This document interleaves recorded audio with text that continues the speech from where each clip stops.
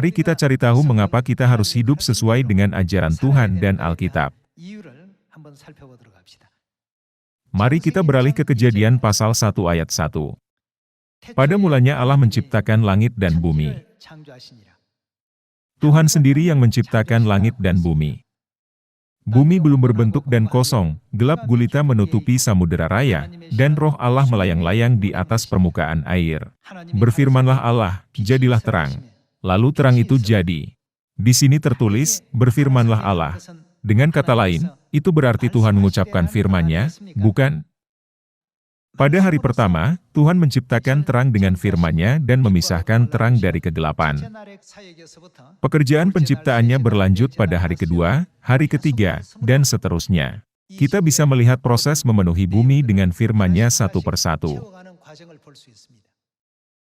Dengan demikian, kita dapat mengatakan bahwa bumi adalah ciptaan Tuhan, sepenuhnya diciptakan oleh firman Tuhan. Kehidupan ikan optimal apabila berada di dalam air. Dengan cara yang sama, karena bumi diciptakan dengan firman Tuhan, maka bumi dioptimalkan dengan firman-Nya. Itulah sebabnya Tuhan meminta orang-orang yang hidup di bumi ini, untuk tidak menambahkan kepada firman-Nya atau mengurangkan darinya. Mari kita membaca firman yang diberikan dalam Kejadian pasal 6. Dalam pasal 6 ayat 9, tertulis, inilah riwayat Nuh. Nuh adalah seorang yang benar dan, bagaimana dia? Tidak bercela di antara orang-orang sezamannya. Dia tidak bercela. Dengan kata lain, dia sempurna. Ungkapan sempurna tidak umum digunakan dalam Alkitab. Orang ini digambarkan sempurna saat hidup di dunia yang diciptakan dengan firman Tuhan. Bagaimana dia bisa menjadi sempurna? Ada tertulis, jadilah sempurna, sama seperti Bapamu yang di sorga adalah sempurna. Sulit menemukan ungkapan seseorang digambarkan sebagai orang yang sempurna. Namun, Nuh digambarkan sebagai orang yang sempurna.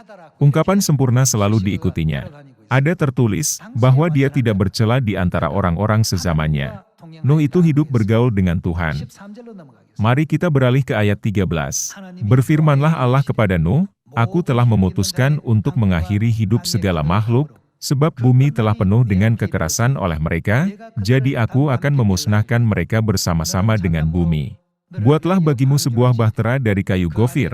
Bahtera itu harus kau buat berpetak-petak dan harus kau tutup dengan pakal dari luar dan dari dalam. Beginilah engkau harus membuat bahtera itu. Mari kita beralih ke ayat 18.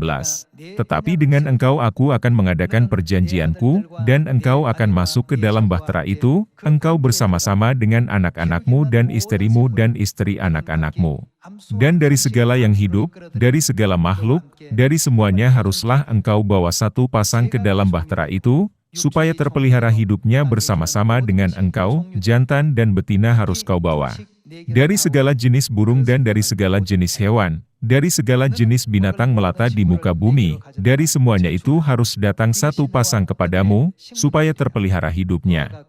Dan engkau, bawalah bagimu segala apa yang dapat dimakan, kumpulkanlah itu padamu untuk menjadi makanan bagimu dan bagi mereka. Lalu Nuh melakukan semuanya itu, tepat seperti yang diperintahkan Allah kepadanya, demikianlah dilakukannya.